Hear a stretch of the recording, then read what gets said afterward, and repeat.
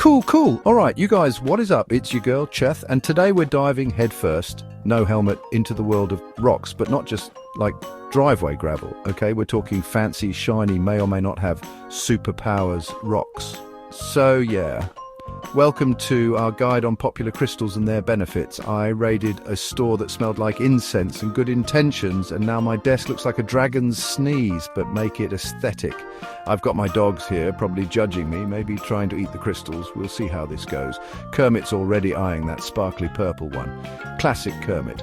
Now, if you're like me, you might be thinking, Cheth, what in the actual heck are these? And that's a valid question, my friend. Crystals are naturally occurring minerals that form in various geometric shapes, which honestly is pretty rad. Nature's out here making its own bling. They come in all sorts of colours and sheens, and some of them look like they were stolen directly from a unicorn's private collection. I'm not saying I believe they'll solve all my problems, but am I willing to put one under my pillow and hope for the best? Absolutely. We're on a journey of discovery today, people. A sparkly, slightly confusing journey. And why are we doing this? Well, because many people believe that crystals hold metaphysical properties and can promote physical, emotional, and spiritual healing. Yeah, you heard me.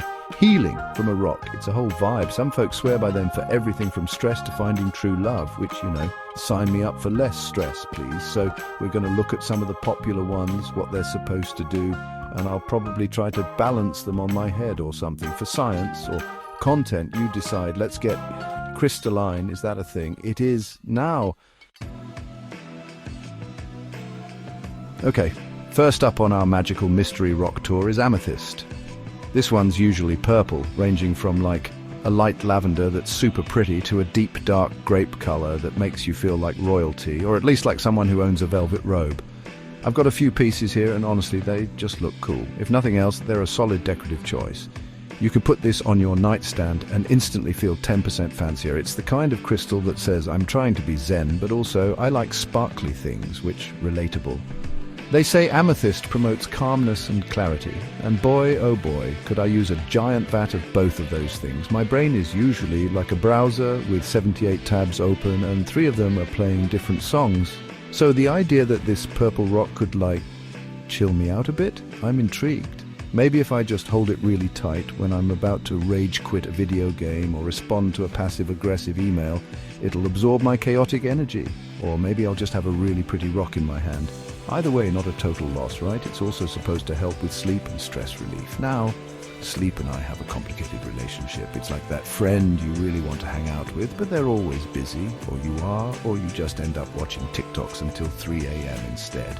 So, if amethyst wants to be my new sleep buddy, I'm down. I might put one under my pillow. Knowing my luck, I'll probably roll over and give myself a rock-shaped bruise on my face. But hey, anything for better sleep. And stress, honey, I am a connoisseur of stress. I collect it like Pokemon. Then there's the whole aid spiritual growth and intuition part. Spiritual growth sounds involved. Like, do I have to meditate for hours? Do I have to start understanding abstract art? My version of spiritual growth is usually just like not yelling at the Roomba when it gets stuck under the couch for the 5th time. Intuition is also a fun one. That little gut feeling. Maybe amethyst is supposed to turn up the volume on that inner voice, so instead of just vaguely feeling like I shouldn't eat that entire pizza, I'm picturing myself surrounded by amethyst, suddenly having all these profound thoughts. Or maybe I'll just feel a bit more purple. I don't know, it's a very calming color, I'll give it that. If I stare at it long enough, my eyeballs feel a little more relaxed. Is that the magic? Is it just color therapy with a fancy rock, perhaps? But people have been into amethyst for centuries, so maybe there's something to it.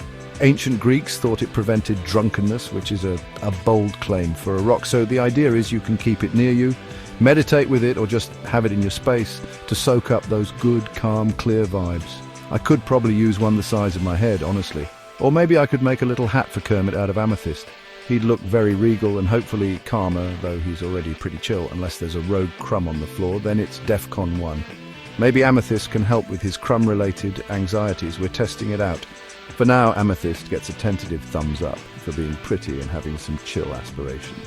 I'm not saying I'm enlightened yet, but I'm also not feeling a tiny bit more serene just looking at this thing. Or maybe it's the power of suggestion. Who cares? It's sparkly. We're going to put this one in the maybe it works, definitely looks nice pile. And if I suddenly become a beacon of calm wisdom, you'll know why. It was the purple rock. Definitely the purple rock. Next on the agenda is rose quartz. This one is, as the name suggests, pink. It's usually a soft, gentle pink like a baby's blush or a fluffy cloud at sunset. It's very aesthetically pleasing, not gonna lie.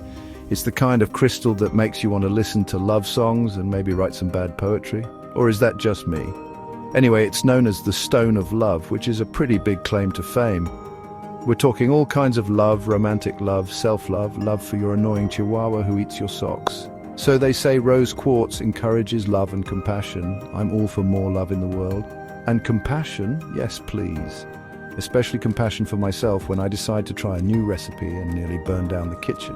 Maybe if I carry this around, I'll be less likely to get road rage, or I'll suddenly feel an overwhelming urge to hug everyone. Or maybe it'll just make my purse look cuter. It's a very gentle-looking stone, so it makes sense that it's associated with gentle, loving feelings. It's like the Labrador puppy of the crystal world. It's also supposed to heal emotional wounds. Okay, now we're getting deep. Emotional wounds are like glitter, man. You think you cleaned them all up, and then years later you find a speck somewhere unexpected. So, if this little pink rock can act like an emotional band-aid or like a tiny therapist, I'm intrigued. I'm not expecting miracles, but if it can just gently nudge those old ouchies towards the resolve pile, that would be pretty neat. Maybe I should make a rose quartz necklace for my heart. Too much. And here's a big one. It's said to boost self-love and inner peace. Self-love, that's the good stuff. It's so easy to be hard on ourselves, right? Like my inner critic is a real jerk sometimes. So if rose quartz can tell that dude to take a hike, I am here for it. Inner peace also sounds delightful. My inner landscape is usually more like a chaotic music festival. A little bit of peace and quiet in there would be a welcome change. Maybe I'll just hold it and repeat, I am a beautiful, unique snowflake, till I believe it. I'm imagining just like covering my apartment in rose quartz. Will I suddenly become a beacon of love and light? Will stray kittens be drawn to my doorstep? Will my online dating profile suddenly get more hits? These are the important questions, people. It's supposed to open up your heart chakra, which sounds very yoga instructor chic. I don't really know what a chakra is, beyond it being a word people say a lot in spas, but if this pink rock can open mine, sure, why not? Open sesame, heart thingy. People use rose quartz in all sorts of ways. Some put it in their bedroom to promote a loving atmosphere, or, attract a partner. Wink, wink, nudge, nudge. Others wear it as jewelry to keep those loving vibes close all day.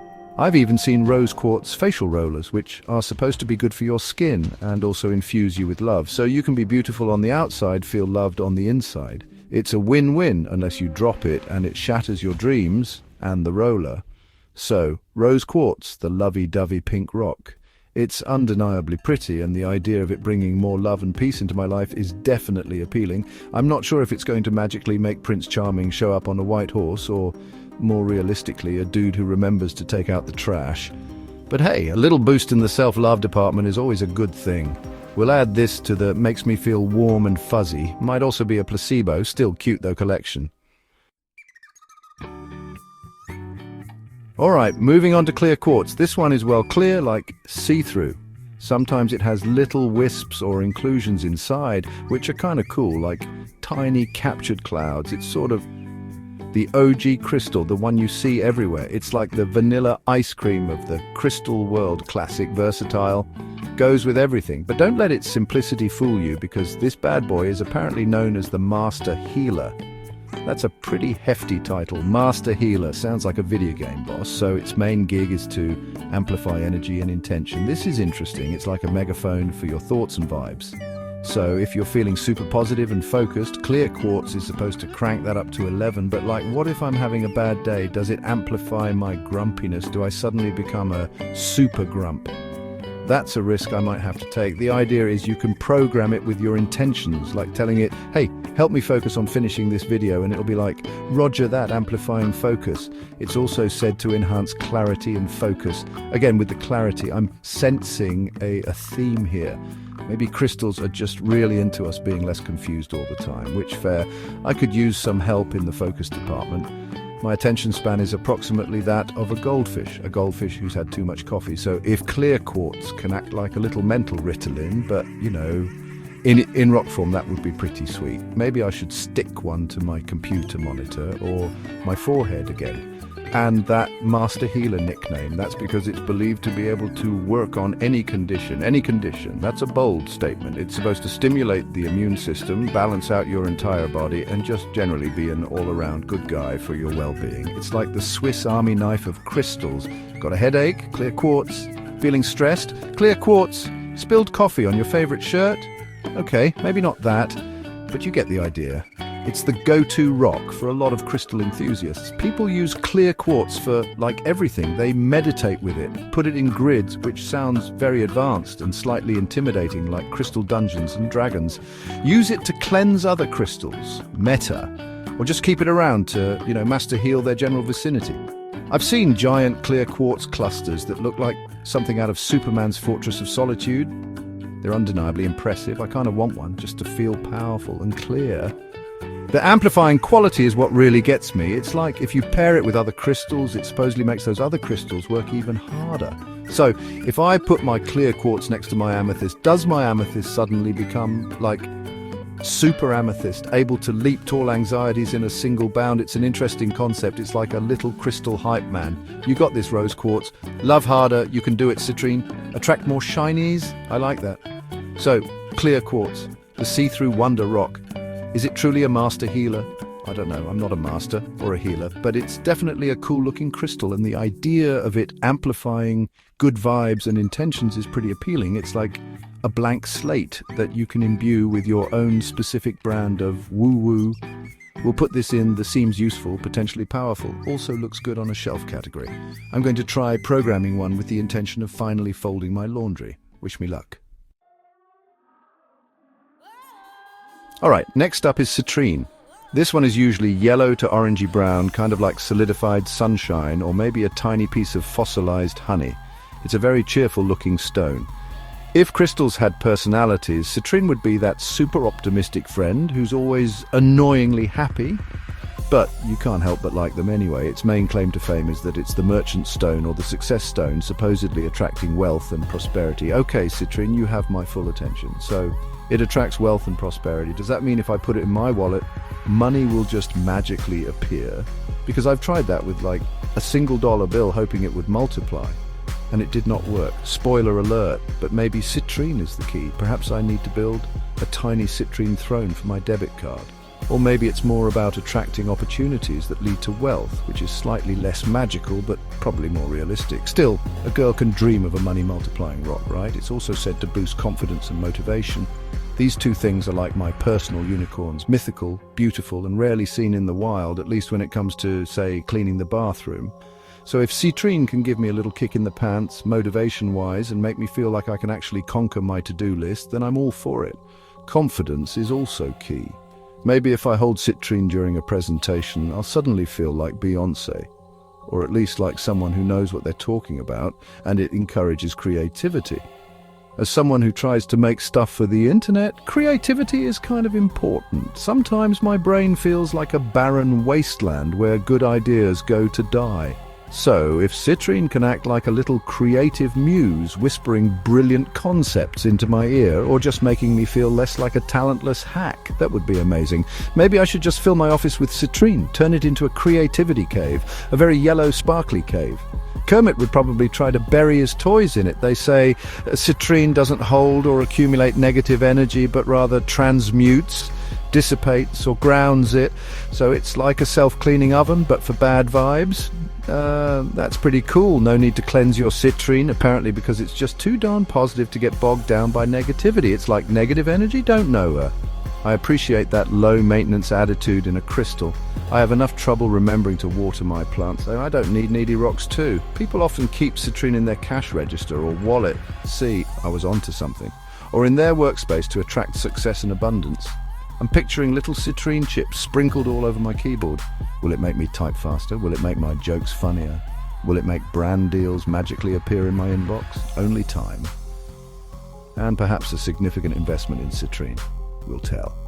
It's also associated with the solar plexus chakra, which is apparently all about personal power and self-esteem. Go, solar plexus! So citrine, the sunny, happy, hopefully money-attracting rock, It's definitely got a cheerful energy, and who doesn't want a little more prosperity and confidence in their life? I'm not quitting my day job just yet to rely solely on citrine-based income, but I'm definitely going to keep this one around. Maybe I'll put it next to my lottery tickets for science. This goes in the makes me feel optimistic, might make me rich, definitely brightens up the room pile. Now, if you'll excuse me, I have some manifesting to do. Chapter 5, Black Tourmaline, my personal bodyguard against bad juju. Okay, let's talk about black tourmaline. This one looks exactly like it sounds, black. It's often kind of chunky, sometimes with striations or lines running through it. It doesn't have the flashy sparkle of some of the other crystals, but it has this really solid grounding presence. It's like the bouncer of the crystal world, tough, no nonsense, and here to keep the riff-raff out. Its main superpower is providing protection from negative energy. Yes, please, I would like a force field made of this stuff, thank you very much. So, protection from negative energy. This could be anything from like psychic vampires. Do those exist outside of bad TV shows? To just general grumpiness from other people, or even your own negative thought patterns. It's like an energy shield. You can imagine all the bad vibes just bouncing off it. I could probably use this when I'm scrolling through internet comments, or when I have to go to the DMV, or family gatherings, high stakes negativity zones. It's also known for grounding energy and clearing blockages. Grounding is like, feeling connected to the earth, stable, not floaty or anxious. Sometimes I feel like my brain is a kite that's about to snap its string, so a bit of grounding sounds pretty good. And clearing blockages? I'm not entirely sure what energy blockages are, but they sound unpleasant, like a clogged drain, but for your soul. So if black tourmaline can act like a spiritual roto-rooter, I'm here for it. Unclog me, rock. This crystal is also said to support emotional stability. Emotional stability is that elusive state where you don't burst into tears because you dropped your toast butter side down. Or maybe that's just me. Anyway, the idea is that black tourmaline can help you stay more balanced and less prone to wild emotional swings. It's like an anchor in an emotional storm, which is great, because my emotional seas can get pretty choppy, especially when I'm hungry or sleep deprived. So, basically, always. A lot of people place black tourmaline near their front door to protect their home from negativity entering, or they put it near electronics to supposedly absorb electromagnetic frequencies, EMFs. I don't know about the science on that one, but my phone is practically glued to my hand, so maybe I should just encase it in black tourmaline, or wear a black tourmaline helmet. Safety first, fashion second. Or maybe I can just tape a piece to my laptop. That seems more practical. It's also recommended for people who are sensitive to energy or empaths, as it can help prevent them from taking on too much from others. I'm not sure if I'm an empath, but sometimes other people's moods affect me a lot. Like if someone near me is stressed, I suddenly feel stressed too. It's like secondhand stress. So maybe black tourmaline can be my personal stress filter. Nope, not today, anxiety. Blocked by the black rock. I like the sound of that. So, black tourmaline, the dark night of the Crystal Kingdom. It might not be the prettiest or sparkliest, but it's got a job to do, and it takes it seriously. Protection, grounding, emotional stability, these are all things I could definitely use more of. I'm going to put a piece on my desk, maybe one in my car, and just generally try to surround myself with its protective, no-nonsense vibes. This one goes in, that feels like a security blanket, might actually ward off bad moods, definitely looks cool in a goth way pile. Chapter 6. Lapis Lazuli, making me smarter one blue rock at a time. Next up, we have Lapis Lazuli. This name sounds incredibly fancy, like something out of an ancient Egyptian tomb. And fun fact, it often was. This stone is a deep, rich blue, often with little flecks of gold-colored pyrite in it, so it looks like a tiny galaxy or a starry night sky. It's seriously gorgeous. Just looking at it makes me feel a bit more sophisticated, like I should be sipping tea with my pinky out and discussing philosophy. Or, just trying to figure out what it does. Its main thing is enhancing truth and communication. Truth, that's a big one. It's supposed to help you speak your truth and also recognize the truth in others. So maybe it's like a little lie detector, but prettier. And communication, we could all use some help with that, right? Especially when it comes to articulating your feelings without sounding like a sputtering mess or trying to explain a TikTok trend to your parents. Maybe lapis lazuli can help me find the right words, or at least fewer ums and ahs. It's also said to stimulate intellectual ability. Okay, brain-boosting rock, I see you. Does this mean if I wear lapis lazuli earrings, I'll suddenly ace my exams or understand quantum physics? Probably not. But if it can just give my brain a little nudge, help me think a bit more clearly, or learn new things a bit easier, that would be pretty awesome. I could use all the intellectual stimulation I can get, especially on days when my brain feels like it's full of cotton candy and cobwebs. And it encourages self-awareness. This is about knowing yourself, your strengths, your weaknesses, your weird quirks. It's like holding up a mirror to your inner self, which can be a little scary, not gonna lie. Sometimes I don't want to be self-aware, especially when I realize I've spent 3 hours watching dog videos instead of working. But ultimately, self-awareness is good. It helps you grow. So, thanks, lapis lazuli, for the gentle, or maybe not so gentle, push towards introspection. Historically, lapis lazuli was prized by royalty and artists. They even used to grind it up to make ultramarine blue pigment, which was super expensive. So this rock has a long and fancy history. It's associated with wisdom, enlightenment, and connecting to your higher self, all very lofty goals. I'm just hoping it helps me remember where I put my keys, but hey, I'll take enlightenment if it's on offer. Maybe I'll start having profound revelations while I'm holding it, or I'll just admire how pretty the blue is. People often use lapis lazuli when they need to speak publicly, have important conversations, or engage in creative problem solving. It's also linked to the throat chakra for communication, and the third eye chakra for intuition and wisdom. So it's working on multiple levels, apparently. I could probably use some lapis lazuli next time I have to argue with customer service on the phone. Maybe it'll grant me the eloquence of a seasoned diplomat, or at least stop me from just sighing dramatically into the receiver. So, lapis lazuli, the beautiful blue stone of truth, wisdom, and fancy ancient Egyptians. It's definitely one of the most visually stunning crystals, and its purported benefits are pretty compelling. I'm not sure if it's going to turn me into a genius overnight, but I'm willing to give it a shot. Maybe I'll wear some lapis lazuli jewelry and see if I start spouting poetry or solving complex equations. This one goes in that makes me feel smart and sophisticated, incredibly beautiful. Might help me win an argument pile.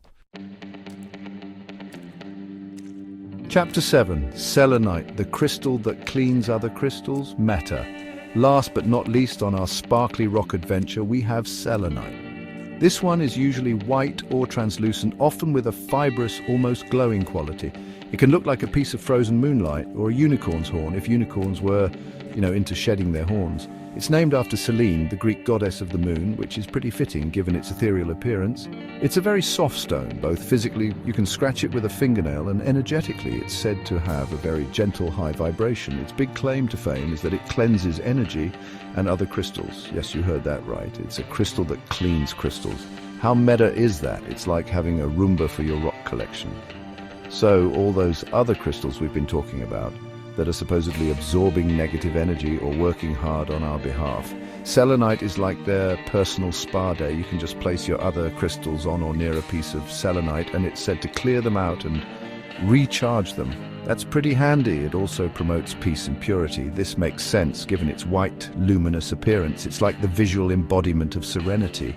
If you're feeling stressed or overwhelmed, holding a piece of selenite is supposed to be like taking a deep, calming breath. It's said to bring a sense of tranquility to your mind and your environment. I could definitely use a selenite wand to just wave around my apartment and instantly purify it of all the dog hair and existential dread. A girl can dream, and it aids meditation and spiritual connection. Because of its high vibration and calming properties, selenite is a popular choice for meditation. It's supposed to help you quiet your mind, access higher states of consciousness, and connect with your spirit guides or angels if you're into that sort of thing. I'm mostly hoping it helps me connect with the motivation to do my dishes, but hey, spiritual connection sounds nice too. Maybe if I meditate with selenite, I'll finally understand what my dogs are trying to tell me with their weird little barks. One cool thing about selenite is that it's said to not need cleansing itself. Much like citrine, it's constantly clearing itself and its surroundings. So it's a low-maintenance, hard-working crystal. We love that. You can get it in various forms like wands, towers, slabs, or bowls. People often use selenite wands to sort of sweep negative energy away from their aura or their space. I'm picturing myself doing some energetic spring cleaning with a giant selenite stick. It sounds oddly satisfying because it's so soft. You have to be careful with selenite. It doesn't like water as it can start to dissolve. So no selenite baths, unfortunately, which is a shame because a glowing moon rock bath sounds kind of magical. But you can place it around your home, especially in areas where you want to promote peace, like your bedroom or meditation space, or just put it on your desk to admire its pretty glowy self and hope it's secretly making you a better person. So selenite, the luminous, cleansing, peace-bringing moon rock. It's definitely one of the most delicate and ethereal-looking crystals, and its self-cleansing and other crystal cleansing abilities are super unique. I'm going to get a big slab of this and just pile all my other crystals on it for a good energetic scrub down, and maybe I'll just hold a piece when I'm feeling particularly chaotic. This one goes in the looks like magic, cleans my other lazy rocks, makes me feel like an angel almost pile. Chapter 8. So, am I enlightened yet? Probably not, but my rocks are pretty. Well, there you have it, folks. Our whirlwind tour through the mystical, magical, and sometimes just plain confusing world of popular crystals. We've learned a lot, or at least learned that I can talk about rocks for a surprisingly long time. My dogs are definitely asleep, probably dreaming of crystal-shaped biscuits. Remember, the benefits of crystals are not scientifically proven, and they should not replace medical treatment. So, like, if you break your leg, please go to a doctor. Don't just rub a rock on it, okay? Promise me. That being said, many people use them as part of holistic wellness or spiritual practices and find real comfort, focus, or joy from them. And honestly, if something makes you feel good and it's not hurting anyone, then who's to say it's not working for you? Whether it's a placebo effect or actual rock magic, if holding a sparkly purple stone makes your day a little brighter or calmer, then that's awesome. Plus, they're just really pretty to look at. My desk has never looked so geological and sparkly. Did I mention sparkly? So what do you guys think? Are you a crystal believer, a skeptic, or just someone who likes shiny things? Let me know in the comments. I'm genuinely curious. Thanks for watching. Don't forget to like, comment, and subscribe for more informative content, or, more videos of me trying to figure things out and probably making a fool of myself in the process. It's what I do best. Stay sparkly, you weirdos. Bye.